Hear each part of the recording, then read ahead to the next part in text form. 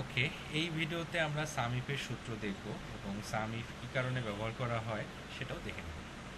তো আমার কাছে এখানে ঢাকা নর্থ এবং ইস্ট রিজিয়নের এরিয়া ওয়াইজ 1 থেকে 7 তারিখে সেলস বের কিছু ডামি ডাটা দেওয়া আছে। তো আমি এখান থেকে ঢাকা নর্থ এবং ইস্টের সেলসগুলো বের করবো 1 থেকে 7 তারিখ পর্যন্ত। তো সেক্ষেত্রে আমাদেরকে কীভাবে সামিপ ব্যবহার করে এই ডাটাগুলো বের করতে হয় সেটা আমরা এখানে দেখব। আমি এখানে সমানচিহ্ন দিলাম, দেওয়ার পর সূত্র লিখব সামিট। লেখার পর আমার এখানে যাচ্ছে রেঞ্জ। আমি যেই ডাটাগুলো থেকে যেই ডাটা থেকে, যেমন আমি রিজন থেকে রিজনগুলোর ডাটা সেলস ভ্যালু বের করবো, সেক্ষেত্রে আমার সোর্স ডাটায় যেখানে রিজনের নামগুলো দেওয়া আছে সেইটা সিলেক্ট করে নিতে হবে। যেহেতু আমার এখানে নর্থ ইস্ট এবং 1 থেকে 7 তারিখের নিচে এবং ডান দিকের ভ্যালুগুলো সেম সূত্র দিয়ে বের করে নিতে হবে, সেক্ষেত্রে আমার এই সেলটা লক করে নিতে হবে, যেন আমি নিচের দিকে ড্র্যাগ করলে বা ডান দিকে ড্র্যাগ করলে এই ভ্যালুগুলো বা এই সিলেকশনটা ডান দিকে বা নিচের দিকে সরে না আসে।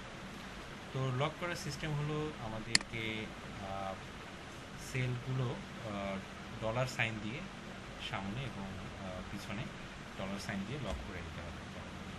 বিয়ের সামনে একটা ডলার সাইন দিলাম এবং পিছনে একটি ডলার সাইন দিলাম। সেমভাবে পরেরটারও ডলার সাইন দিয়ে লক করে নিতে হবে। তো এটা আসলে এই বিয়ের সামনে ডলার সাইন দেওয়ার মানে হচ্ছে আপনার এই সিলেকশনটা নিচের দিকে আর মুভ করবে না। শুধুমাত্র যদি আমি শুধুমাত্র সামনে একটা ডলার সাইন দিই, তাহলে এটা নিচের দিকে আর মুভ করবে না। আর যদি পিছনে ডলার সাইন দিই, তার মানে হলো এটা ডান দিকে মুভ করবে না। তো আমি দুই দিকে ডলার সাইন দেওয়ার কারণে এটা আর সামন পিছন একদিকেও মুভ করবে না। ওকে, এরপর আমি কমা চিহ্ন দেব। কমা চিহ্ন দেওয়ার পর ক্রাইটেরিয়া, আমার কোন নামের এগেনস্টে আমি আসলে সামটা বের করবো। আমি এখানে ঢাকার এগেনস্টে বের করবো। আমি ঢাকায় আমার সিলেক্ট করলাম। সিলেক্ট করার পর যেহেতু আমি ডান দিকে এবং নিচের দিকে ড্র্যাগ করব, এবং আমার নিচের দিকে আসলে সমস্যা নেই, কিন্তু এটা যেন ডান দিকে চলে না আসে, সেই জন্য আমাকে এটার পেছনে বিয়ের পিছনে ডলার সাইন দিতে হবে, যেন এটি ডান দিকে মুভ না করে। এরপর আমি কমা চিহ্ন দেব এবং আমার সাম রেঞ্জটা 1 তারিখের, যেহেতু আমি 1 তারিখে সিলেক্ট করছি, 1 তারিখের র ডাটাটা সেল ভ্যালুগুলোর যে ভ্যালুগুলো দেওয়া আছে এই ভ্যালুগুলো সিলেক্ট করে নিতে হবে, এবং ভ্যালুগুলো যেন ডান দিকে মুভ করে কিন্তু নিচের দিকে মুভ না করে, সেই জন্য আমাদেরকে সামনের দিকে ডলার সাইন দিতে হবে। সেলগুলো সামনের দিকে ডলার সাইন দিয়ে লক করে নিতে হবে।